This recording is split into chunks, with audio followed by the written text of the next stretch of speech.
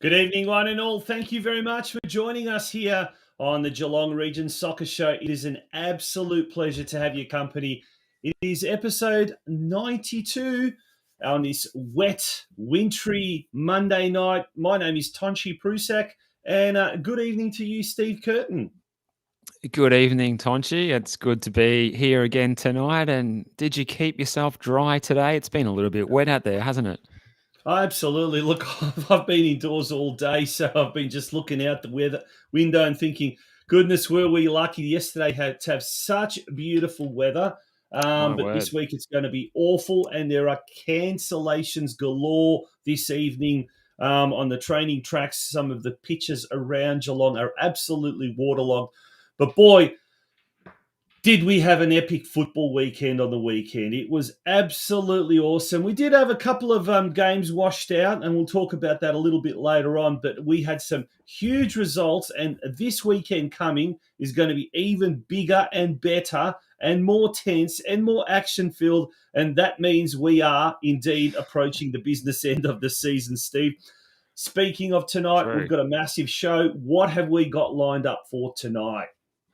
Yeah, well, aside from the news and results that we'll go through over the next 60 minutes, we're lucky enough tonight, Tonci, to have Football Victoria History and Heritage Coordinator Tony Persoglia joining us. It's his first time on the show. So Yes. it's going to be great to chat to Tony and learn a little bit more about what he does to help showcase football in Victoria and what he might know about the region's history as well in a footballing context or otherwise. It's going to be very exciting. And actually, I haven't spoken with Tony firsthand before either myself, so it's going to be great to get to know, what he's all about.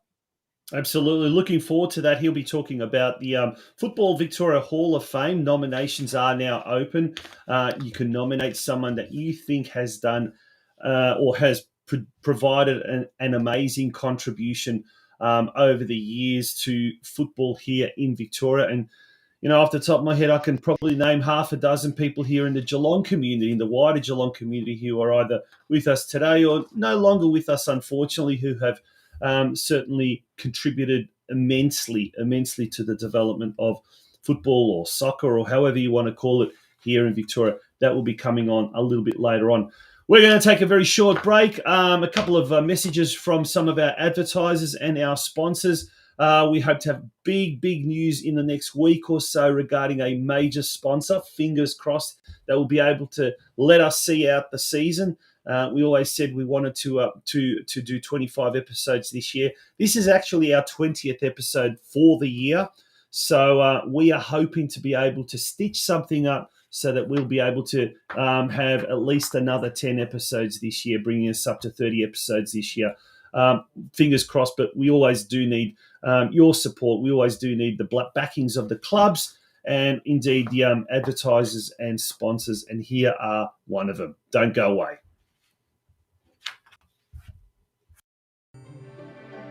At Harcourts North Geelong, we are a local family business and a company built on family values, honesty, results and service. Combine our local knowledge and industry expertise with the global and national resources that Harcourts International offer, and the result is an agency that aims to deliver superior real estate solutions every single time. First making our mark in the northern suburbs of Geelong in 1991 as North Geelong Real Estate, our business has grown and evolved to offer a complete range of real estate services, including residential sales, property management, commercial sales and leasing, and owners corporation management. We proudly employ 30 sensational local people, and while real estate is in our blood, community has always been the heart of our business. We're located at 127 Separation Street in North Geelong. For all your real estate needs, contact us today on 5278 7011 or email us at northgeelong@harcourts.com.au. Harcourts North Geelong, delivering superior real estate solutions every time. Proud sponsors of the North Geelong Warriors Football Club.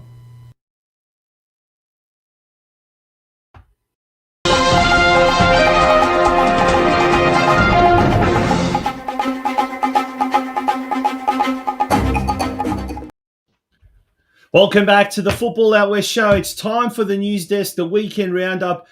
And Steve, my gosh, let's start with a drama-filled NPL 2 on the weekend. Yeah, it was. It was the big one. It was always going to be a really big match, this one, between our local side, North Geelong Warriors, sitting top of the table, and of course, Pascoe Vale at CB Smith Reserve. And it was a later kickoff time. I think it was a 5 o'clock kickoff time, if I'm not mistaken. And North Geelong had a tough afternoon, and Nelson Salvatore scoring in the first half, but they ended up being punished for, I think, every error that they made. North Geelong going down 5-1. Not their day. No, it was just as Stuart Begg said, an uncharacteristic performance. But look, they are in a bit of a slump, you could say. They barely won against Werribee City the week before, drew against Manningham United 2 weeks ago, 1-1 away. They haven't been convincing recently, and if we have a look at the ladder, there's the ladder. Their lead at the top has just been cut down to 2 points. Now, what's concerning, Steve, and we spoke to the Brunswick Juventus president last night on Football Out West show. Brunswick Juventus, they're in third position. They've got a game in hand. They've got a better goal difference than Moreland City, and they are on fire at the moment. Brunswick Juventus, Brunswick City are at the other end of the table. They're in 8th position. But Juventus, they've recently had a name change. There's a certain euphoria at the club. They are really looking good at the moment. And look, remember, North Geelong and Moreland City still have to play each other on the final game of the season at Moreland. So it's going to be a very... What a game that'll be at Campbell Reserve. That's going to be huge. It's going to be a very, very tense end to the season, isn't it? And North Geelong next week, Kingston City. Kingston City, in fact, are in action tonight, I think. They're playing... I think they're playing Langwarrin tonight at that's right, 8:30 at the Grange there at Kingston. So bit of Monday night football. I'm not sure if it's being streamed, maybe on their Facebook page, even if you wanted to see that. A little bit of scouting ahead of next week. But that Kingston, traditionally a fairly strong team, have played NPL 1 in 2019. They're not having their best season, obviously, but they're still a tricky team to play against at the moment. They made a lot of signings in the recent transfer window. I think they've even got the likes of Charlie Fry from NPL 1 who stepped down there from Eastern Lions. So they got some good players, and they're no easy beat. So certainly this weekend, it's a really big game, a really must-win game for North Geelong. That game at 3 o'clock at Alco Park, and we'll be watching that one with bated breath to see what transpires, and no doubt so will Moreland City, and so will Brunswick Juventus and Pascoe Vale. Yeah. Now we've got like I said, they've made 3 signings. They've just announced today they've made 3 midweek signings. Adi Ahmeti, a 21-year-old attacker, a Japanese import by the name of Honda. He's a 22-year-old attacker as well. So Keisuke Honda. Yeah. Yes. And then they've got, as you mentioned, Charlie Fry as well. Yep. Yeah, Charlie Fry as well, a defender as well. So they've picked up 3 key signings. So it's not going to be very, very simple for North Geelong this weekend coming. It's going to be a tough one. And basically, the next 3 games, North Geelong cannot afford to drop any points if they want to get promoted. Probably the more worrying thing is if they've kind of ended into a little bit of a slump like this, if they do get promoted to NPL next season, they're going to have to dip into the transfer market and get some quality recruits because as good as this group is for NPL 2, they would definitely struggle in NPL. And I think that's the big concern as well. So a lot happening in NPL 2. Unfortunately, the same can't be said for NPL 3 because that game, Steve, the game was postponed against Springvale White Eagles. Yeah, it was shaping up as a really, really big fixture for Geelong, this one. And then, of course, Well, I was off at Hume City and Green Gully at the time, but little did I know that this game didn't go ahead. And I think for a lot of people, they didn't know until the last minute or late on as well. Yeah, well, look, that's the ladder now as it stands. Obviously, Geelong has got a game in hand against Springvale White Eagles. It's a massively important game. Should Springvale White Eagles win, they would they'd jump to 10th spot. Now the difference between Geelong and Ballarat City would be 5 points, which is not a huge difference. A little However, mini buffer. Yeah, but if Geelong, I guess, does overcome Springvale, they're home and hosed. Simple. There's no mathematical chance of them being relegated. They live to survive another season in NPL 3. Yeah. Rebuilding starts for next year, etc., etc. But yeah, it is an important game, that's for sure, without a shadow of a doubt. This week they've got we'll bring that. They've got Doveton, Doveton at Waratah Reserve, and that's not an easy game.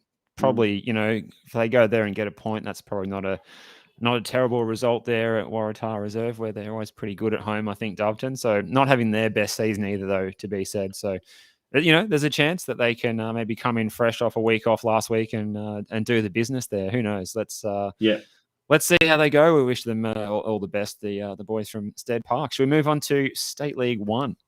Yes, let's do so. Corio up against Essendon Royals, the second-placed Essendon Royals. Good start by Corio, but it just wasn't to be. Goals by Yuito Nakamura and Chol Gabriel, but Essendon Royals just ran out too strong, especially in the second half, to win 4-2. Next week, a big, important game for Corio. They come up against Strathmore, FC Strathmore. Look, they should be home and hosed here in this division. Only one team in Division 1 gets relegated. Clifton Hill look awful at the moment, so they're 7 points clear of Clifton Hill. Nonetheless, a good showing against Strathmore will really, really secure this result. But we'll guarantee, once again, survival. So another important game for Corio at home against Strathmore. What more needs to be said about that?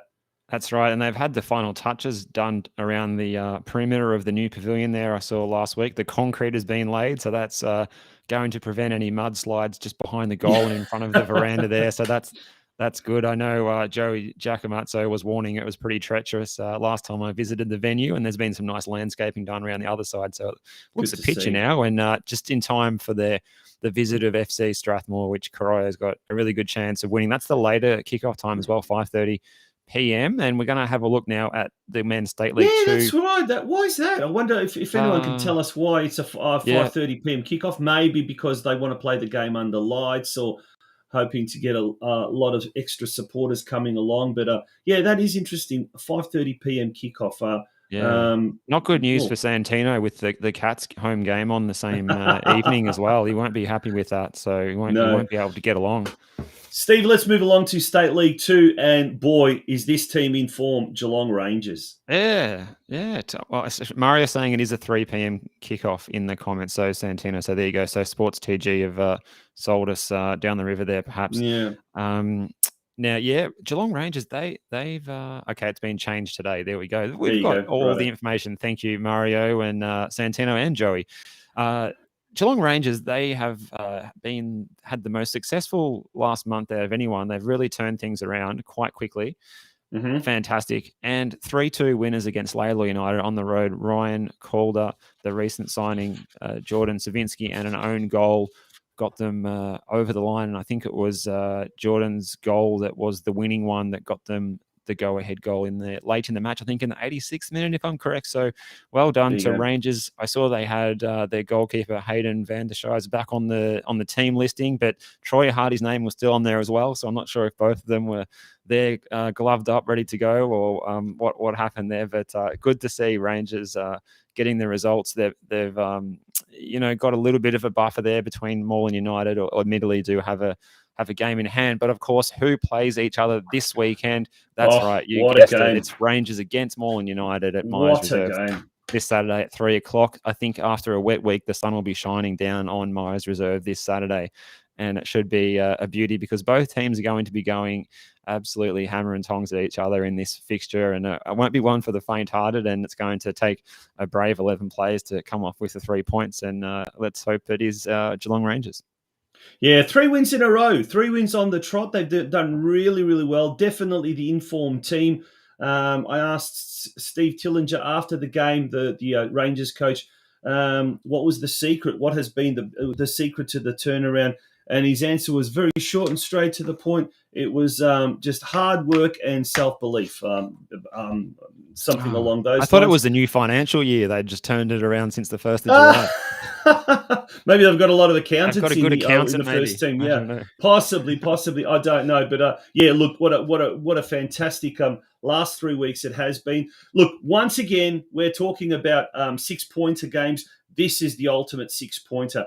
If they defeat Moreland United, they basically jump up to 19 points, 7 points clear of Moreland United, with 2 games to go thereafter. So even if Moreland United was to record a win in their game, which is their outstanding game, which is highly unlikely, this would secure safety for the Rangers. So get up to Rangers fans, get up to.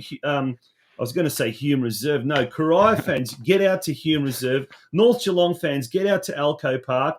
Geelong Rangers fans, get up to Myers Reserve. We've got some absolute humdingers this weekend. Yeah, some all absolutely 3 big games in the northern suburbs. 3 beauties. Fantastic games. Yeah, absolutely. Yeah. Let's move along to State 4, mate. That's the next cab off the ranks, so to speak. Lots of important games happening there as well.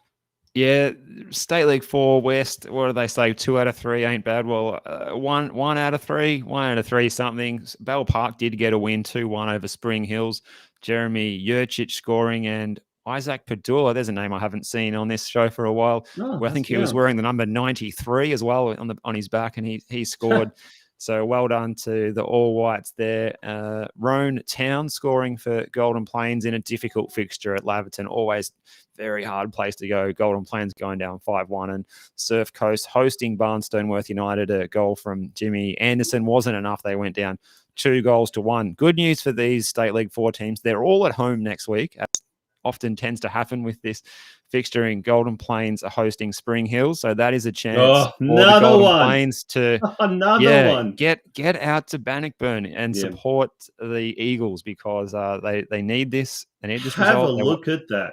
They've got a really good chance. They've played some good football lately as well, I'm hearing. They've really improved in the second half of the season. So this is a chance to show their wares. Meanwhile, Surf Coast have got Gisborne coming. Gisborne that's a tricky one as well. Look at that, 4th versus 5th on the table. And Bell Park against the Truganina Haunts. That's 9th versus 10th. So how is that? Every match there is only one ladder position separating the opponents. Amazing. Yeah, the Golden Plains game, that's a crucial game, I think. A very young side. Ryan Baldacchino tells me a lot of young players. I think they've even had a 15-year-old debut this year. So it's a very, very young team. And when Ben Vanjek is the captain there, he's one of the veterans, and he's only in his early 20s.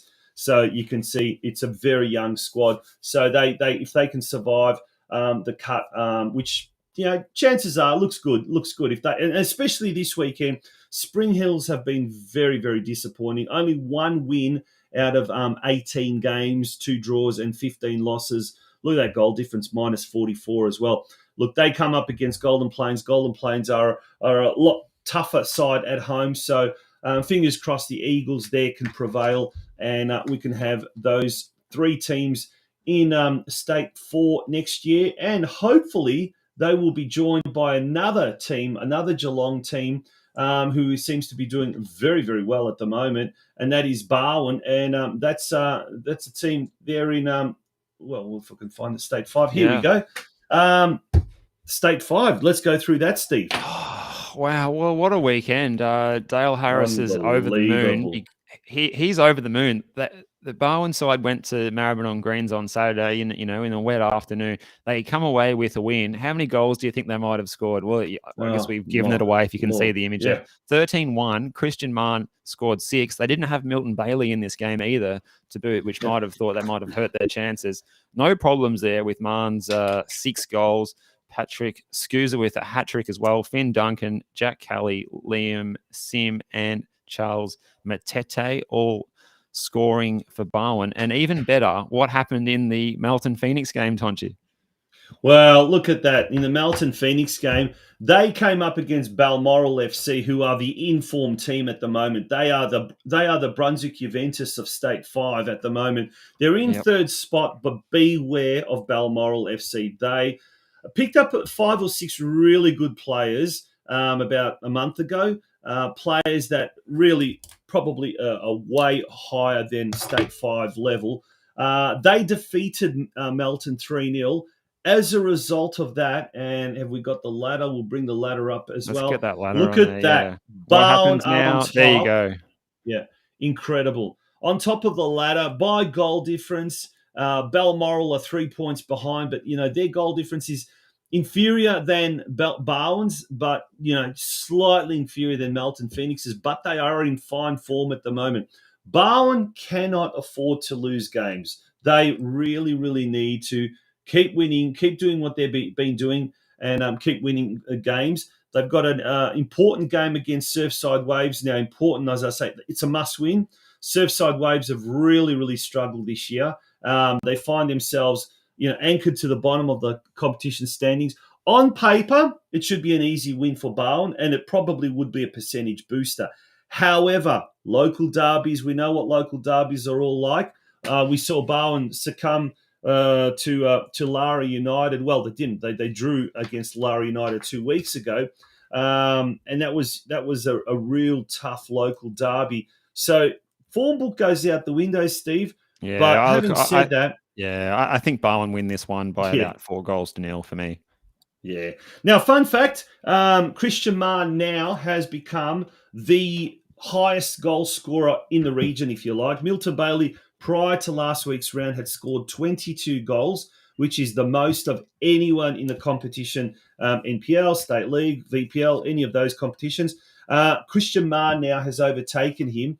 He has got 23 goals. That's an incredible performance. Obviously, helped by that. Would you call it a double hat trick? Is it a double hat trick? Is that? Well, I think a double hat trick is 4 if you're talking cricket terms. So I presume it comes across from cricket. So it would be a quadruple hat trick. Is that right? Okay. Oh, 6 goals anyway. Christian Marr scored 6 goals. No one ever scores enough goals in a game to even have a term for scoring 6. Yeah, absolutely true. If you know what scoring 6 goals is called, please put it in the comments. But we didn't talk. If we talked about the derby that took place at Warren Ponds on the weekend. No. What happened there? So Lara went to play Deakin, and there was goals from what have we got? Aaron Bond and Isaga Kilimbe. And Lara getting the 2-0 win there. So good result for Lara in the local derby there. Surfside Waves, they went down 6-1. Alex and Ketchen did find the back of the net though, as they lost at home to Ballarat. And so that's a wrap for State 5. And there's those fixtures coming up: Maribyrnong Greens versus Deakin Uni, the other match, and Lara United versus Wyndham FC. At home, and the big one, of course, Barwon taking on Surfside Waves. That is at a 5:15 p.m. kickoff, so slightly later time. And it's a crucial. Yeah, I think we got that score. We got that score wrong, mate. That should be Deakin, because Aaron Bond, I'm pretty sure, plays for Deakin. I was just thinking, hang on, this is not right. So sorry about that. Deakin Uni 2-0. Apologies for that. Lara. That should be. And Kylie Grisbeck, she's all over it. Thank you, Kylie. Yeah, no, that's a typo mistake there. Also, shout out to Alex Ketchen in a team that has been performing really poorly. I think he scored 5 goals for the season, Alex Ketchen. So he continuously tries to get on the score sheet. Well done to him. We're going to take a very, very short break. When we return, it's time to look at women's football as well as the local Geelong Region Men's Division 1 and the Geelong Region Women's Division 1 competition. Don't go away, folks. It's episode 92 of the Geelong Region Soccer Show. We'll be right back.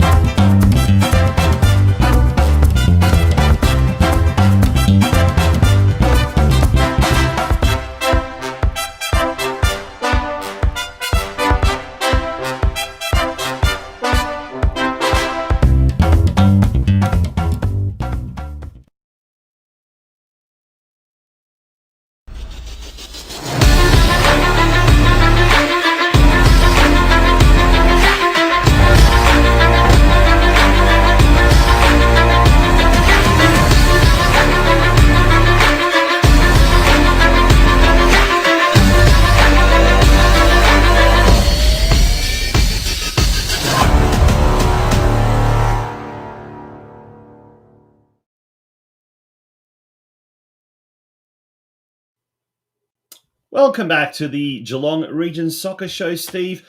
As we do our weekend wrap up now, it's time to look at the women's competition.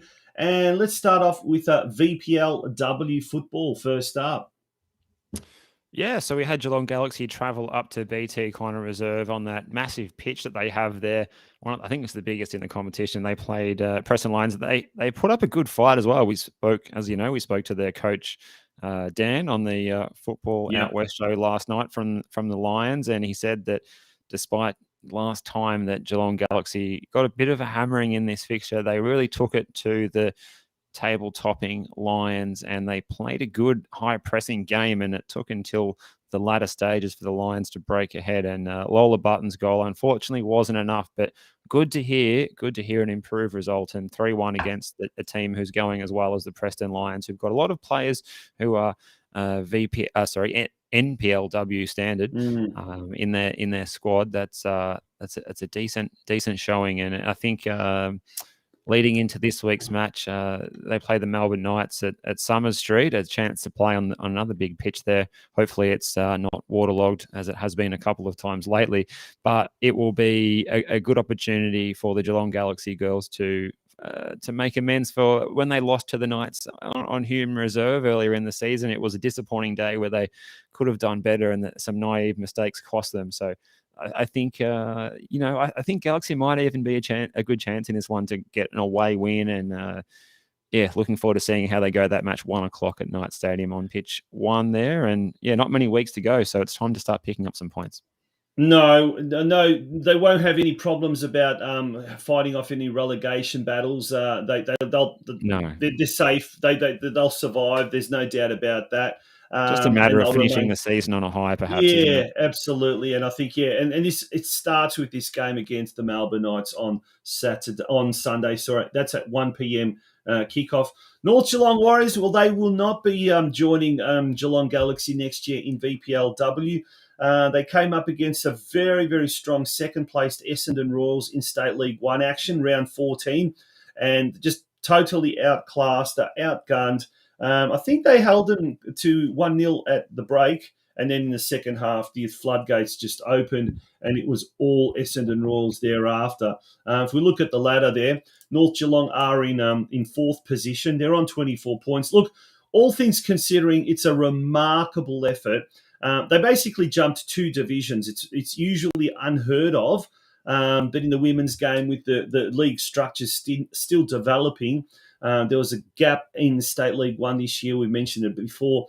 They jumped from State 3 to State 2 and then were asked to come to State 1 after several other clubs that had been earmarked for State League 1 promotion weren't able to field a reserves team. So to be able to step up 2 divisions and not only be competitive, but at one stage looked like they were very, very good promotion candidates. Remembering the top 3 in State League 1 get promoted through to next year's VPLW, the Warriors can certainly be very proud. And look, they've been blooding some quality youngsters, a lot of teenagers this year, and they're going to be a very, very competitive unit next year.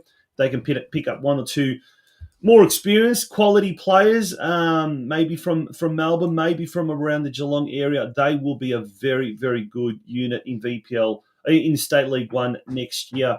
They've got a game coming up against who was it? Let's turn back. They're hosting Elwood City this weekend at Alco Park at 3 p.m.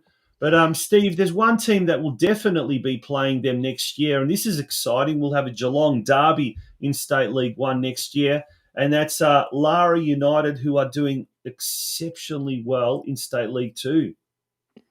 Yes, that's correct, Tonci. Another win for Lara United. A tight win too, 2-1 over the Port Melbourne Sharks at JL Murphy Reserve in Port Melbourne. Ella Jane Riley and Lily Vise both scored the goals, and you can see there that leaves Lara looking pretty good. Unbeaten this season, 11 wins and 3 draws from their 14 matches. Goal difference of plus 39 isn't too bad either. So again, well done everyone involved in that Lara team, doing excellent things, and looking forward to seeing them promoted next season, right?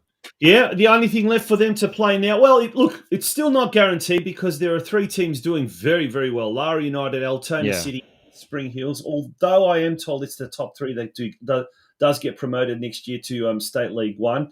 Lara United, nonetheless, want to do 2 things. One is win the tournament, win the league. They yeah. want the champions title, of course. And they want to But go 2, unbeaten as well. correct. Be the Invincibles.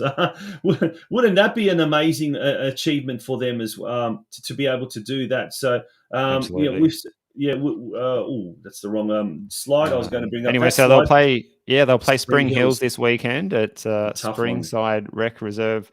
That match, according to Sports TG, 8 p.m. on Sunday. So, Is what is that the right? opposite of That's a what is the late opposite of one. set your alarm clocks? I'm not sure. Yeah, I don't know. Yeah, can if someone can from Lara Kiley or someone, if they can just confirm that is the case, that is such a late game for a Sunday night. But then It again, is. North Geelong yesterday played their game against Essendon Roars at 7 Yep. p.m. as Yeah, well. So Kylie says that is correct. So there you yeah, go. it's a We'll have strange to one. That, call in sick on Monday morning after that one. but yeah. Now, let's talk about State League 3 women's, where we had Geelong Rangers hitting a cricket score. We've talked a few cricket terms tonight, haven't we?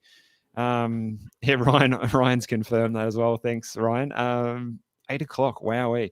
Well, yeah.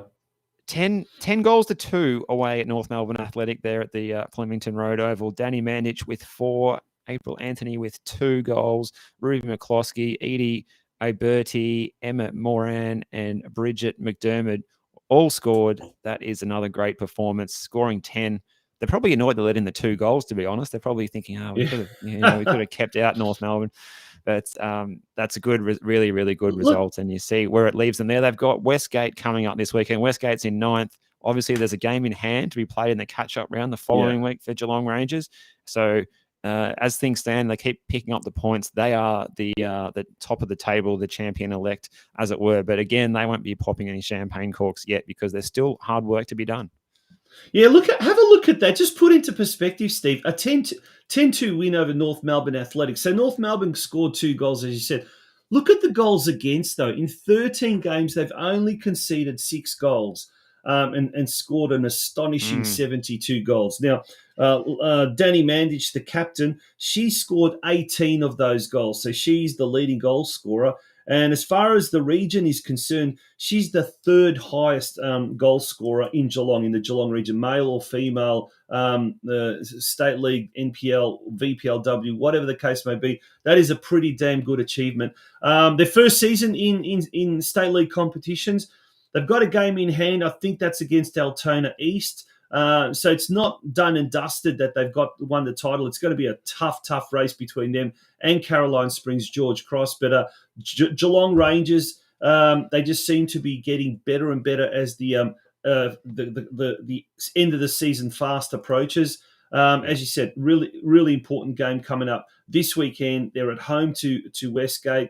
Pop up there to Myers Reserve at 1 p.m. on Sunday and see a very, very good football club in action, football team in action. Some great games happening this weekend, Steve, isn't there? Yeah, there is. We talked about some of the good games on Saturday, but there's also, as you can see here, there's some good matches coming up on Sunday as well, and we haven't even got to the local leagues yet. Yeah, let's do that now. So let's going to straight away look at the men's competition. Yes, 2 games played this weekend.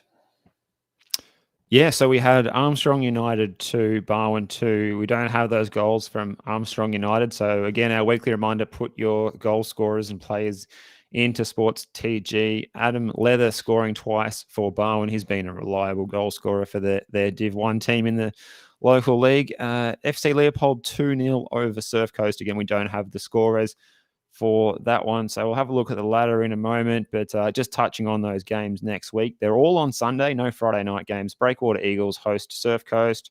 Bell Park host Armstrong United. That is at 3 at 3:15. FC Leopold versus Barwon. So good to see all of those teams in action next week. You've got a ladder on the screen there, which shows we've got the men's on the left-hand side there, Bell Park on in top spot, but FC Leopold and Barwon, they're all pretty close together. Leopold have got a game in hand and they're in the same amount of points as Bell Park. So they picked up some very, very good players in the off-season, FC Leopold, and it's a club doing very, very well both on and off the park. They're in pole position to overtake Bell Park with a game in hand, as I said, same amount of points. So that's going to be an interesting tussle there. Let's turn our attention now to the women's division.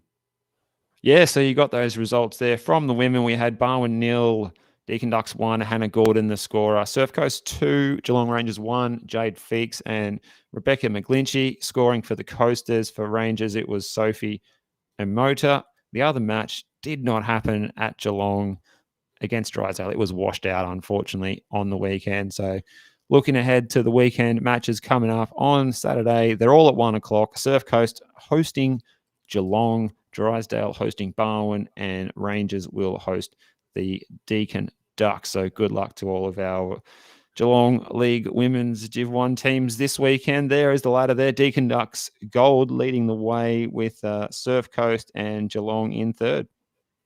Barwon bringing up the top 4, and then Drysdale in 5th position, and Geelong Rangers, they are very youthful Geelong Rangers at the foot of the competition standings there in Geelong Region Division 1. Well, that does our roundup, our weekend roundup. Some massive games coming up, some season-defining clashes coming up this weekend. But we're talking about the present and the future. We're now going to take a little bit of a break. When we do return, we'll be talking about the past, the importance of history, and we'll be talking with none other than the Football Victoria's History and Heritage Coordinator, Tony Persoglia. He'll be joining us very, very shortly, straight after this break. Folks, don't go away. It's been a brilliant show so far. It's been a huge show, and we appreciate you hanging around and taking part in this Monday night show. Stick around because we've got a really interesting guest coming up straight after this. Don't go away.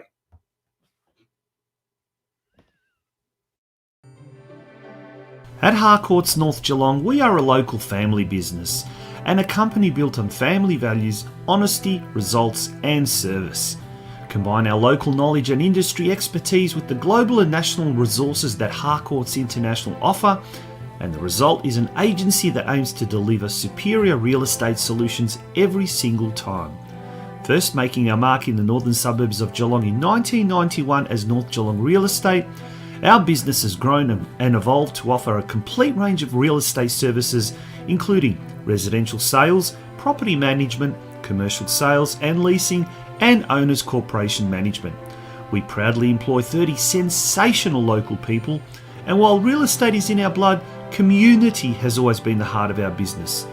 We're located at 127 Separation Street in North Geelong. For all your real estate needs, contact us today on 5278 7011 or email us at northgeelong@harcourts.com.au. Harcourts North Geelong, delivering superior real estate solutions every time. Proud sponsors of the North Geelong Warriors Football Club. Welcome back to the Geelong Region Soccer Show. It is episode 92, in fact, episode 20 for 2022. Our fourth season in, and which is, we've had some great guests over the years, Steve. We've had all sorts of guests, and some of the most interesting guests are the ones that talk about history of the clubs, history of the region. We've had Roy Hay on a couple of times, and he's just an absolute doyen of the local history, I guess. But our next guest coming up now, Steve, is someone who's, and hats off to Football Victoria, because I think they're one of the only associations or only governing bodies in Australia that actually has an official historian or a person that's a staff member whose designated role is to look after history. Who is, would you like to do the introduction for our guest tonight, Steve? Yeah, let's get him up on the screen now, and it's a very warm Geelong Region Soccer Show. Welcome to Football Victoria's History and Heritage Coordinator. There he is on your screen. Very good evening to you this evening, Tony Persoglia. How are you doing? I'm doing well, Steve, and good to see you both. G'day, Tonci. How's it going? G'day, Tony. Very. Is it Persoglia or Persoglia? How would you say it in Italian? Oh, you've got it right the second time, yeah. Persoglia. it can be a difficult one for people to get their tongues around, but yeah, it's a silent G, and you've just got to roll that R. So you're doing well if you've got that far. Let's go with that then. Yep. That's right. Now, mate, your role at Football Victoria, I hope we've kind of defined it accurately. It is the History and Heritage Coordinator. Tell us about the role, because it was a newly created role when you came on board. How long have you been in that role, and what does your role entail? Well, essentially, I began in September 2020. So in the heart of COVID and global pandemic, I managed to come on board in a part-time capacity. It was largely through a review that Football Victoria conducted in 2019, which essentially looked to grow, I guess, the amount of work they were doing in the history and heritage space. And I guess the first of those recommendations which were delivered was to actually appoint someone into an official role. So as you quite rightly pointed out, it is, I think, the only role in the member federation space that is actually a paid position in the history and heritage area. And I guess having someone whose sole purpose and whose dedicated purpose is to celebrating the history and heritage is quite unique. So September 2020, we're coming up almost on 2 years. It's been I think in a part-time capacity, I've probably, when you think about it, 2 days, I'm now 3 days a week. I've probably been in the role in a full-time capacity for just over 12 months. But we've done a lot in that time. It's been a bit of a baptism of fire, I guess, in terms of recognising where some of the gaps are, but trying to slowly recover and build upon the foundations that the review initially laid. But yeah, it's been a pretty good time of it since September in 2020. Now, Tony, this isn't specific, I suppose, to the Geelong region, but one of our favourite things, and I've got to ask this question on behalf of the other Football Victoria commentary panel members, that NPL Victoria season guide that comes out at the start of the season, absolutely fantastic resource. People are diving into it every weekend ahead of their match calls in the NPL men's and women's football. How do you go about preparing something, a body of work each season that is so extensive? I can't remember how many pages in it, but if you were to print it out, you would run out of ink in your printer cartridge. It's so detailed. It's if anyone hasn't read it, you can download that from the FE website, and it's got everything you need to know about every player and every previous meeting of every team and every match played by everyone in the NPL era and everything like that. It's incredible. Yeah, I think we've done 4 editions now, one each for the NPL men's and NPL women's competition for the last 2 seasons. It is interesting. It was kind of a brainwave early on in 2021. I kind of have been a student of Andrew Howe's work, particularly with similar publications that he produces for Football Australia with the A-League men's and the A-League women's. So I've been keeping statistics on the top flight of both the men's and women's competitions probably for the best part of the last 2 decades. So it kind of made sense that I could bring some of that to the fore and actually add some value, particularly to the NPL commentators, but also any of the aspiring young journos that are coming through who may want to cover the game in a bit more depth. So it's a mountain of work, as you suggested. I think the initial publication took a good 6 or 7 weeks of effort, but it's probably been a much better and more seamless process since, because we've got the templates in place and the foundations are there. But I think it's just fascinating that we can actually celebrate those milestones and those individuals that are notching up 50 or 100 games, and in some cases are now getting closer to 150 and 200 games, particularly in the men's side of the game. But it's kind of it delves into my passion, which is statistics, but in essence, they are historical documents. The moment we release them, they are a point in time reference of our top tier competitions. And, obviously the men's competition's been running since 1909, and the women's competition, if you go back to the previous entity in the Victorian Women's Soccer Association, it's been going for almost 50 years now, since 1974. So it's important that we honour those past greats. This is kind of a roundabout way of doing it, but yeah, the season guide is a labour of love, but I certainly enjoy producing them. Now, I'll say every year because it looks like we'll do them again in season 2023. Good to hear. Yeah. Hopefully there'll be a Geelong team in the top tier of the competition next year if North Geelong can hold on. Speaking of NPL 2, we've got a progress score from the game being played tonight. Kingston City and Langwarrin, after 14 minutes, the scores are still locked at 0-0. But in NPL 1 or NPL, Victoria, Bentley Greens are taking on Oakley Cannons. And get this, after 60 minutes, Bentley Greens are 2-0 up over Oakley Cannons. That's a big result, that. Huge. Tony, yeah, it's a huge result. Yeah. Now let's talk about the past, the Hall of Fame, the Football Victoria Hall of Fame. It's the nominations now are open, or the process for nominating individuals are open. Tell us about the Football Victoria Hall of Fame and when it was started, and just about some of the notable inductees over the last decade or so. Well, it began in 2010. I think one of your previous guests and Geelong football luminary, Roy Hay, was one of the instigators of the Hall of Fame.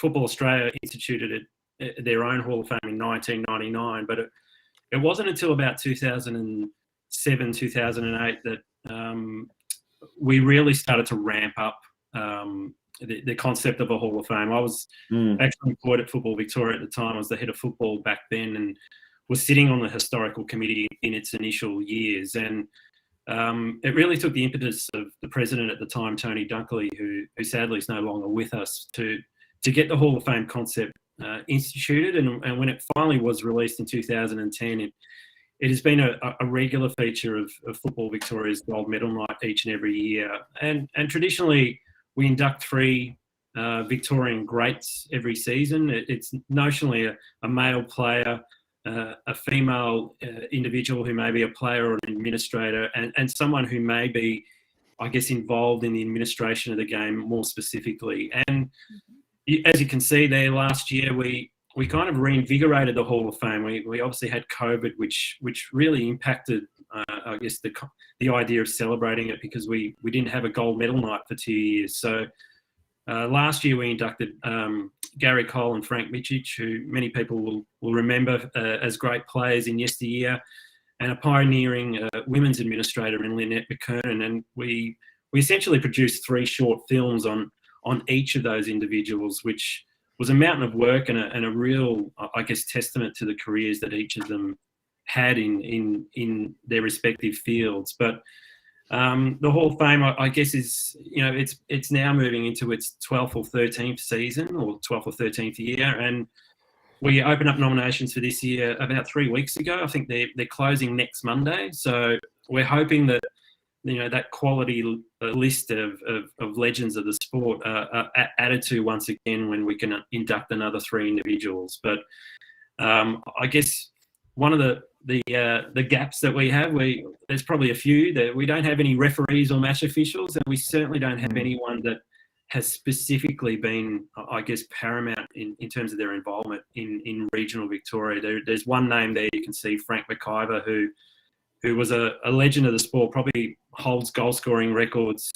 He scored well over 200 goals in the Victorian top flight. But Frank actually also made a name for himself in Gippsland and the Latrobe Valley back in the 50s and 60s before his passing in the 1970s. But he's really the only individual there that has had an impact on regional Victoria. So I guess from the people in Geelong, if they can think of some greats who may well be considered for a Hall of Fame, then by all means get that nomination in, because we're certainly keen to add to that list from people outside of metropolitan Melbourne.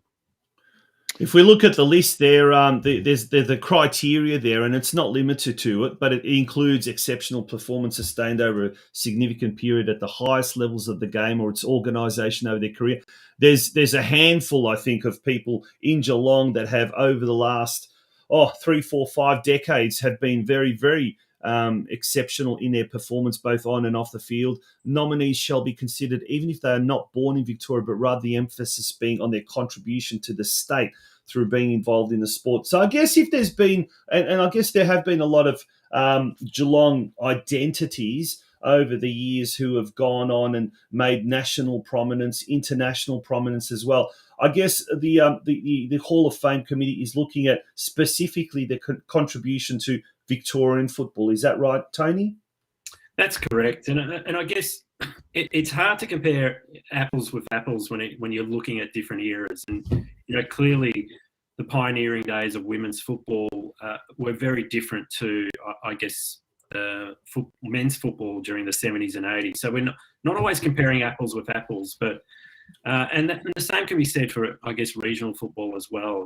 There would no doubt be individuals who were responsible for the formation of, I guess, the old Western Victoria Soccer Association as it was back in the day. And I think even before that, you had areas like the border district leagues and, obviously Latrobe Valley. And, I think of one individual off the top of my head from the other side of the bay in Gippsland.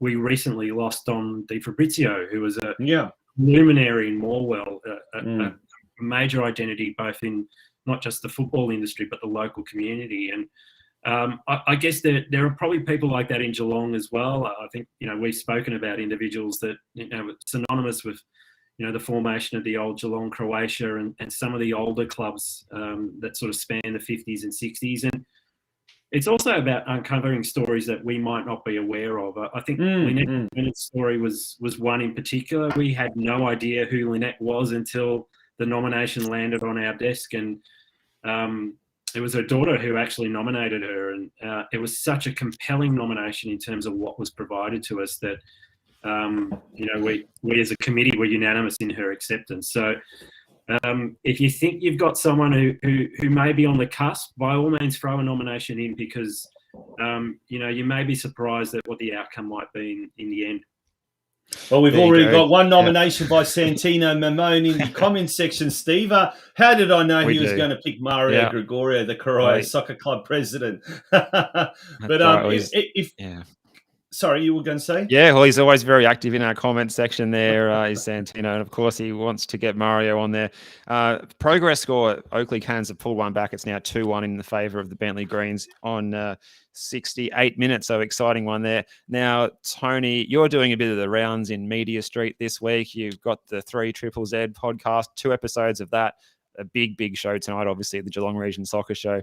How important is it? What is the importance of making sure that as a code that we tell our history and that people understand who we are and where we've come from when we're competing for attention and funding and all these sorts of things?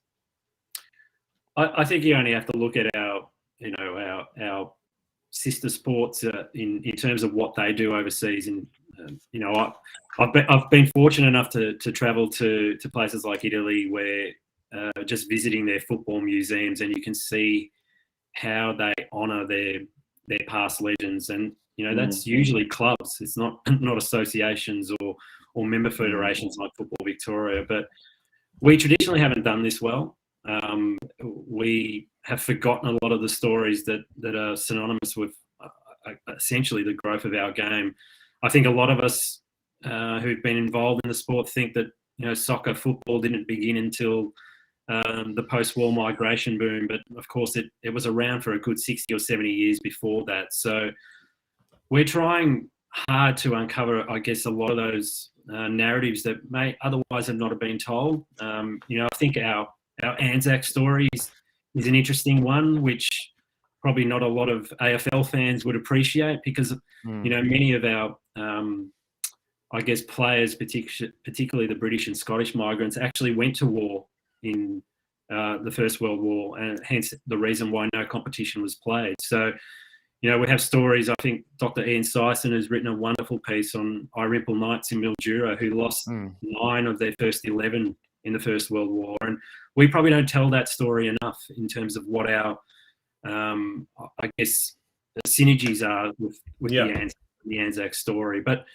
also, I guess, that growth of the game and what it means to, I guess, to the birth of Australia in sort of post-World War II. And Geelong itself is a perfect microcosm of the boom that we had in Victoria, the number of clubs that came from, Croatia and Italy. I'm looking at places like Norlane Olympia, which were a Dutch club that sadly were the wayside in the 60s, and Corio.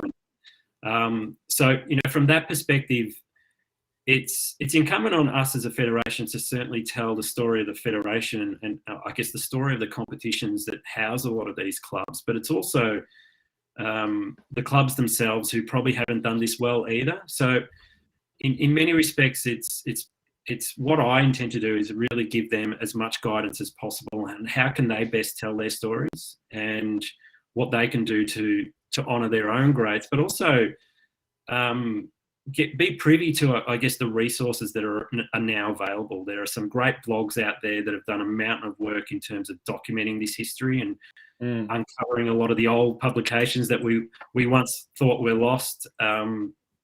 There's the Football Victoria archives at Deakin, which I've only just stepped into, and they're freely available to the public. So our clubs who are probably now starting to embark upon this space and really unearth their own brilliant stories, we're here to help them, I guess, tell that. I know there's a club in Melbourne, in Brighton Soccer Club, who are probably one of the oldest continuing soccer clubs. They were formed in 1924. They're about to celebrate a centenary.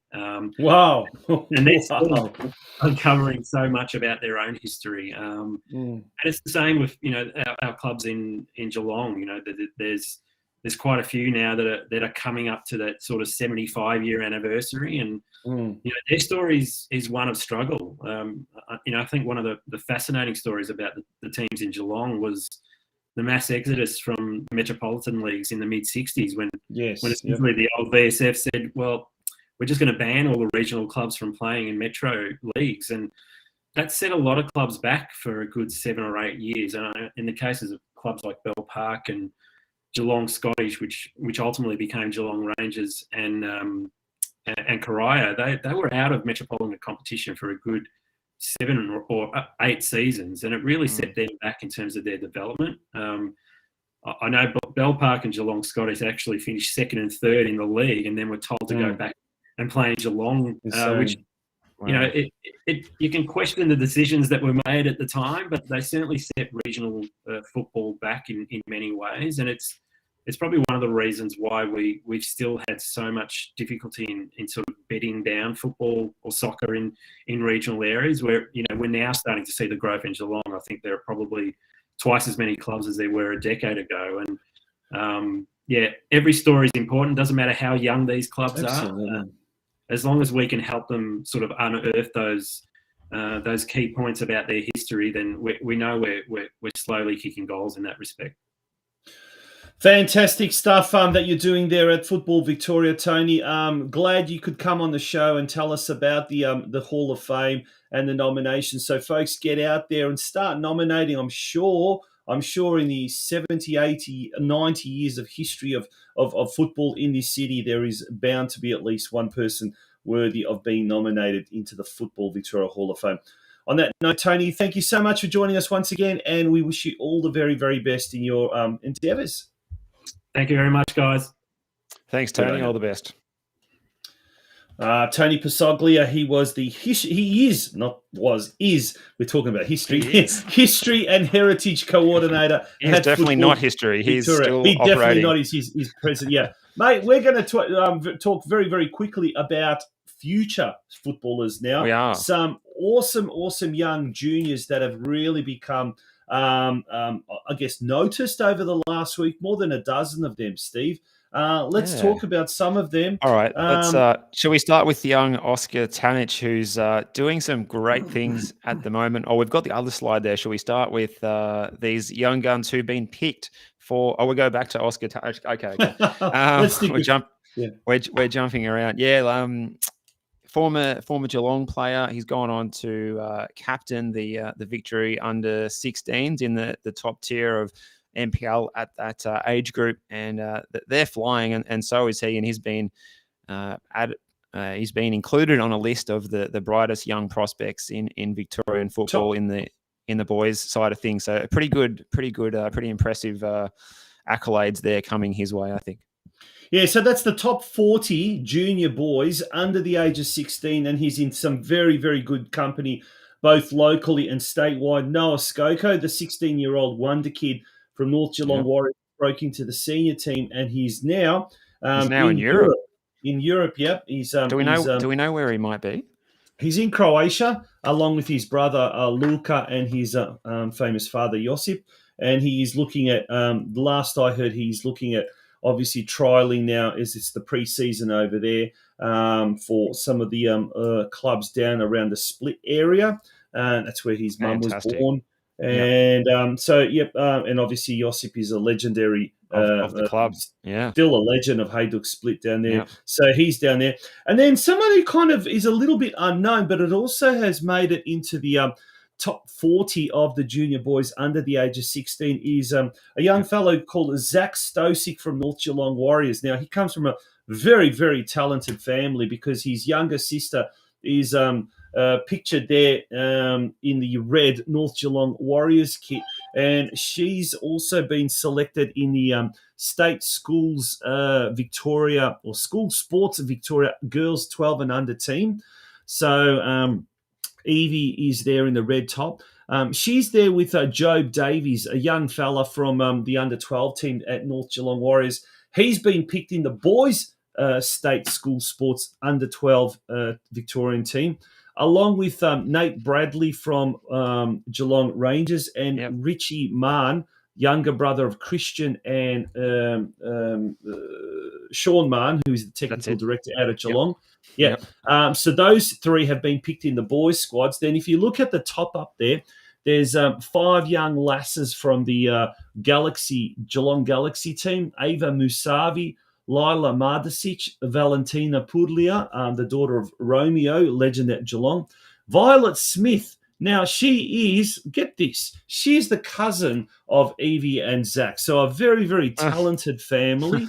They all belong to the Crassick clan of Geelong. Very, very well known around football circles in Geelong. And Ilida Sheridan, I hope I've said that correctly as well. She was originally, I think, from Surf Coast, if I'm not mistaken. So all those players have been selected in the School Sports Victoria team as well. But then there's also been 5 current or former Galaxy United juniors who've been named in News Corp Limited's list of top 50 junior female footballers. There in the bottom left-hand side is defensive midfielder Hannah Skotnitzer, goalkeeper Marley Sakita, attacking midfielder Hunter Gurkovic, who broke into the senior team at Galaxy this year, goalkeepers Evie Bowen, who is at Galaxy this year, and former Galaxy goalkeeper Natalie Pickak as well, who's now at South Melbourne. Steve, what does that tell us, mate? We've got some really, really serious, good young talent in Geelong. It's a lot to look forward to. The future is bright if this is anything to go by, and there's proof here that there's accolades to be had, and there is reward for hard work and dedication to your sport and playing it with passion. And well done to all of these youngsters who've got the nominations and got the various call-ups as well. Do we know when that tournament will be played in Western Australia, the schoolboys? Yeah, I think that's in October this year. Yep, October in Perth. I think Rockingham, if I'm not mistaken, is the place. So all of those kids will be travelling. How exciting! Unreal! Hey, unreal. Not bad. Not a bad day out of school, that one, or a week out of school, I'd imagine. I'd imagine there'd definitely be training and what you're not and all of that kind of stuff. I guess now it's the key is to try and keep these kids and all the other kids around that age group as well engaged and constantly progressing. That's the other thing, to have them progressing, to have them following a certain pathway. And look, I think in the next 2 to 3 years, with the Western United Academy up and running as well, just down the road, the Western Heights Secondary College football program kicking off next year as well. Yeah, I think there's going to be a lot of opportunities for some of the region's most talented kids to be able to really realise their full potential. So that is exciting times ahead, Steve. It is. We've got some more progress scores. Bentley Greens are now 3-1 up on the Oakley Cannons. So to be 2 losses in a row in the league for the Oakley Cannons. That's also a preview of the Doherty Cup final, which will be played on Saturday week as well. So there's a bit to look ahead to there. Kingston City and Langwarrin still 0-0 on 33 minutes. But that's about all from the Around the Grounds department tonight. It is indeed. And on that note, thank you very much for joining us tonight. It was an epic show. Lots of news, lots of views, and it was great to get a bit of a historical insight as well into what the Football Victoria Hall of Fame is. There it is, the Victoria, and actually we do, I think, even have the website address. There it is. So voting is open for Football Victoria's Hall of Fame. It's can be done until August the 1st, so we haven't got much time, folks, less than a week, to nominate someone that you feel is worthy, is deserving of a place in the Football Victorian Hall of Fame. Go to www.footballvictoria.com.au/news/football-victoria-hall-fame-nominations-now-open-2022. And we'll leave that up a little bit longer. Write that down. Make sure you write that down. Yeah, absolutely. We'll leave that up there for a little bit longer. Hopefully it's on Football Victoria's landing page. If you go to their website, it'll be one of the quick links. It is absolutely. So if you go straight on there, then you will see everything there. On that note, Steve, thank you for being a part of tonight's show. We look forward to having your Good show company tonight again. Yep, thank you. And folks, thank you for being a part of tonight's show.